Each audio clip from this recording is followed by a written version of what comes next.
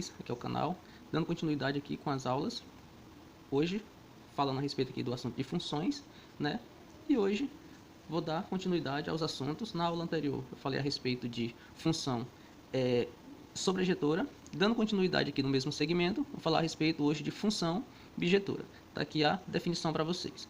Uma função f do conjunto A ao conjunto B é chamada de bijetora se ela for simultaneamente, ou seja, ao mesmo tempo, injetora e sobrejetora. Então, para uma função ela ser bijetora, ela tem que ser injetora e sobrejetora ao mesmo tempo.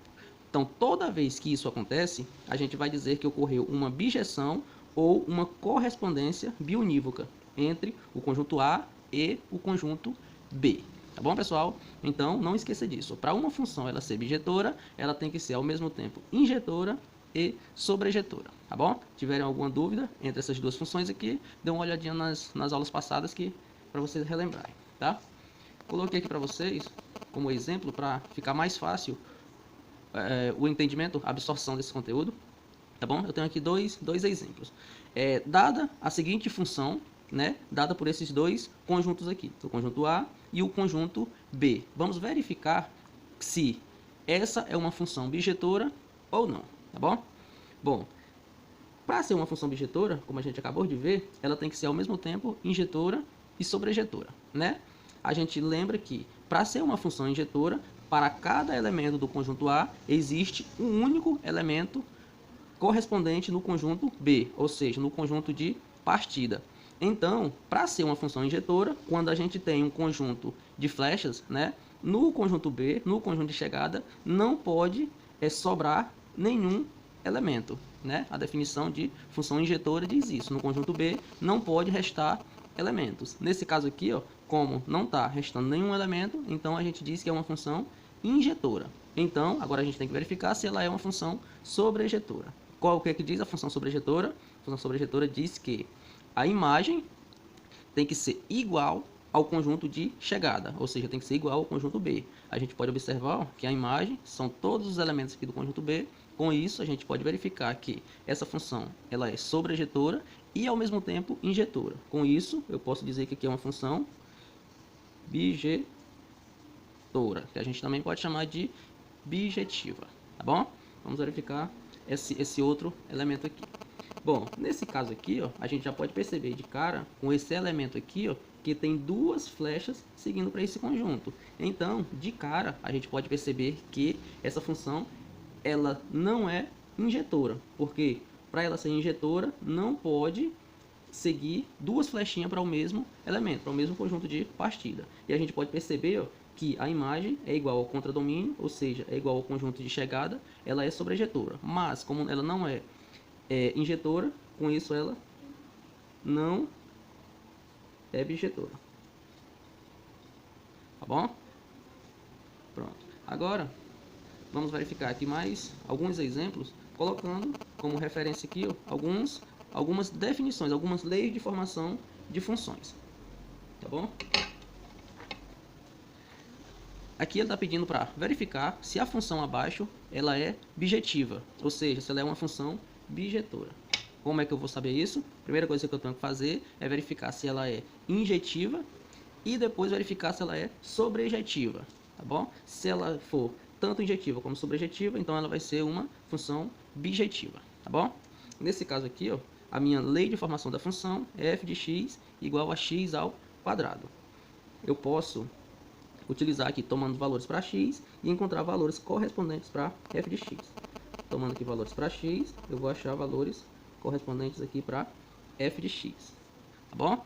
Bom, se eu pegar como exemplo aqui, ó, o 3 e o menos 3, eu vou perceber o seguinte, ó, quando x for igual a 3, o meu f de x vai ser 3 ao quadrado, que isso aqui resulta em 9. E quando o x for menos 3, eu vou ter como resultado menos 3 ao quadrado, que isso também é igual a 9. Através desse exemplo aqui, ó, já dá para a gente identificar se é uma função injetora ou não. Por exemplo aqui, ó, se eu pegar aqui utilizando o diagrama de flechas, fazer aqui os dois conjuntos, aqui eu tenho os elementos 3 e menos 3.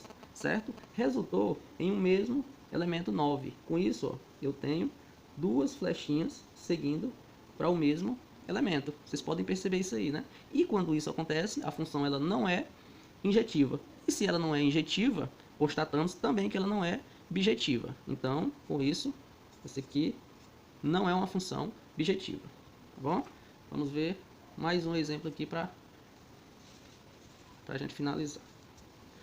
Bom, dada aqui uma função f dos reais aos reais, dada por a seguinte lei de formação: f de x igual a 3x. Vamos verificar se é uma função sobrejetiva, injetiva, para verificar se ela é bijetiva. Não é assim que a gente faz? Vamos lá então. Bom, eu sei que o conjunto de partida dela, eu tenho que verificar se ela é injetiva, depois verificar se ela é sobrejetiva. Se ela for as duas ao mesmo tempo, então vai ser uma função bijetiva, tá bom? Nesse caso aqui, ó, eu vou tomar alguns valores para x e obter valores correspondentes para f de x. Tá bom? Vou fazer uma tabelinha aqui, valores de x, e eu vou encontrar valores para f de x, certo? Vou começar aqui pegando com o valor aqui, menos 2. Então vai ficar 3 vezes o menos 2, vai ficar igual a menos 6. O valor menos 1 vai ficar 3 que multiplica menos 1, vai ficar igual a menos 3. 0, 3 vezes 0 vai ficar igual a 0. Para x igual a menos 1, eu vou ter 3. Desculpa, gente, que é o 1, né? 3 vezes o 1 vai ser igual ao 3. E vou pegar aqui mais um valor que é o 2. Então, para 3 vezes o 2 vai ficar igual a 6. Tá bom, gente? Vamos aqui, ó, representar agora no diagrama de flechas para vocês verificar melhor aqui esse exemplo. Tá bom? Olha só. Os valores que eu atribuí aqui, ó, observando que entre esses valores tem mais outros valores, né?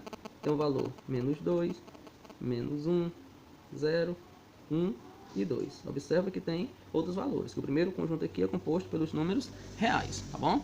Que é o conjunto de partida, ou seja, que normalmente eu chamo de conjunto A. E o segundo conjunto aqui, ó, eu obtive como elemento o menos 6, menos 3, 0, 3 e 6.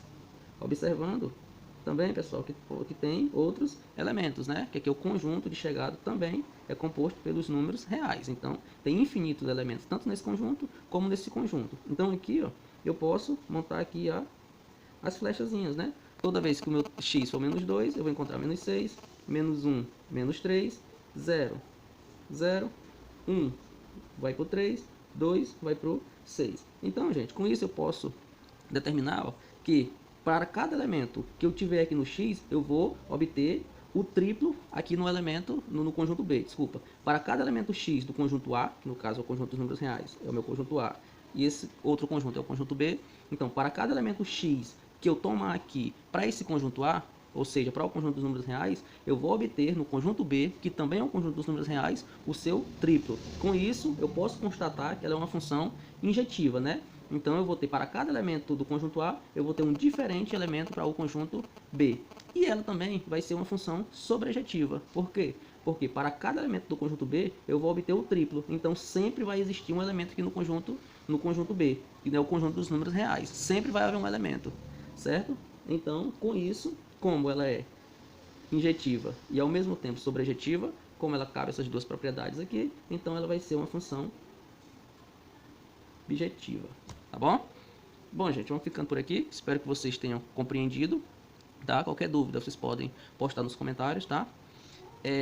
Se gostou do vídeo, deixe seu like lá, inscreva-se no canal, ative o sininho lá para receber as notificações e até a próxima aula, então.